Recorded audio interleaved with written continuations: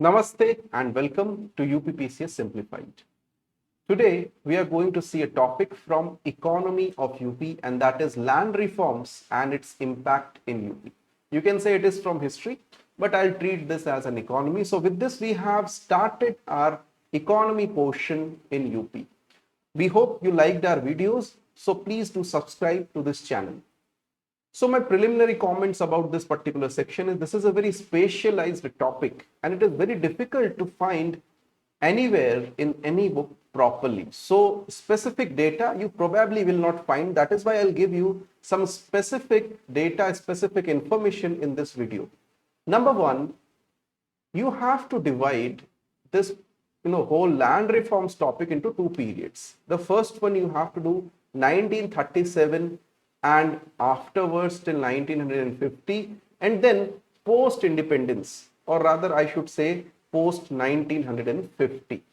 Okay, and you should first of all know the basic meaning of what it means to have land reforms.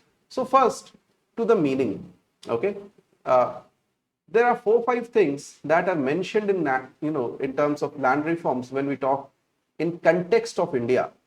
Okay, in context of India, first thing was the security of land tenure to tenants. People who worked on other fields, they should not be expelled from those fields. Then there is something called as land ceiling. How much land can a person really hold?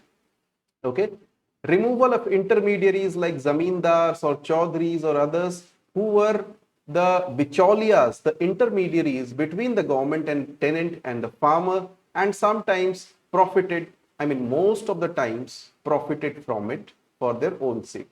Then chakbandi or consolidation, that is, if a person has land in multiple different areas of his village, he should have land in just one place. That is called chakbandi.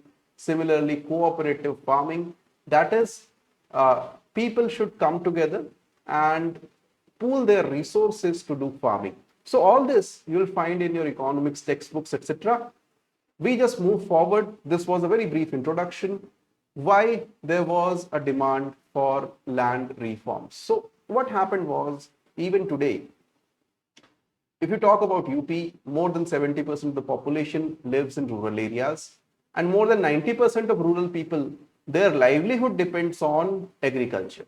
So it was much more so in pre-independence period. Let us say 90% of people, total people, depended on agriculture. And most of them did not own any land. The land was owned by zamindars or talukadars or some other, person who had been given the land by Raja, Maharaja or the British. During the freedom struggle, there were Kisan movements, and these people demanded land reforms. We should also get the right to farm.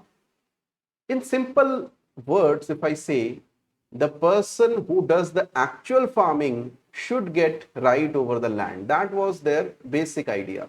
So it had many leaders in UP. We see that Madan Mohan Malviya founded the Kisan Sabha. Later on, it became Awadh Kisan Sabha, and there were different leaders. So all that you read in your Indian history. Now, 1937 was a turning point in this struggle. What happened was, in 1936, Congress had brought a manifesto called Faizpur Manifesto for Farmers. 1937, what they did was, they formed government in UP and they passed many acts. And the key person in this was Chaudhry Charan Singh. Okay. So there was UP Tenancy Act of 1939, Agricultural Produce Markets Bill of 1939, Land Utilization Bill of 1939, Debt Redemption Bill of 1939. All this was done during Congress government so that the farmers can get, the tenants, the peasants can get some respite. In 1945, there was no Congress government, but there was a real possibility that Congress will form government after independence. So Congress manifesto, it brought a manifesto for elections 1945 and said, we are, saying these things for land and agriculture. We will bring land reforms. These are the land reforms we will bring if we are brought back to power. Naturally, they were brought back to power in 1950. A republic was declared, and ZALR Act. This is what you will find when you talk about UP land reforms, Zamindari Abolition and Land Reforms Act. इसका ही नाम सुनाई देगा आपको. So 1950 this act was brought. It had multiple provisions dealing with the land reforms we have already discussed, its impact, criticism, and there have been certain recent changes and there have been certain suggestions. All that you have to include in your preparation for UPPCS Mains 2023. Now, uh, what was the impact? You can divide it into multiple parts. There was some impact on landlords. They became dispossessed of their land. उनकी land उनसे ले ली गई. There was also impact on patwaris. Thousands of them lost their jobs. Okay, and new patwaris, Lekpal now they are called in UP. They were recruited, and there were also certain loopholes through which many people retained their land. So all that you have to do, top it up with a discussion on Bhudan and Gramdan movement of Vinoba Bhave. This is covered nowhere in detail. There is a good book actually. Chaudhary Charan Singh has written a book on this, Land Reforms and the Kulak, but that is a heavy read. I don't know how many will have time to read it.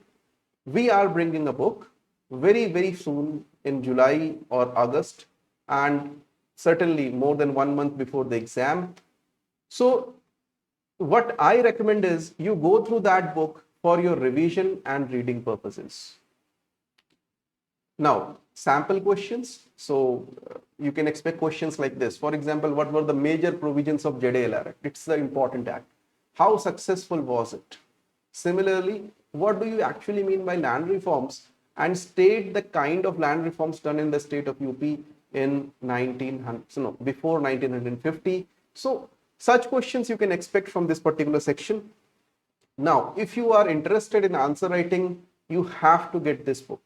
This book solves all the previous past year questions of UPPCS Mains from 2018 to 2022, including UP questions.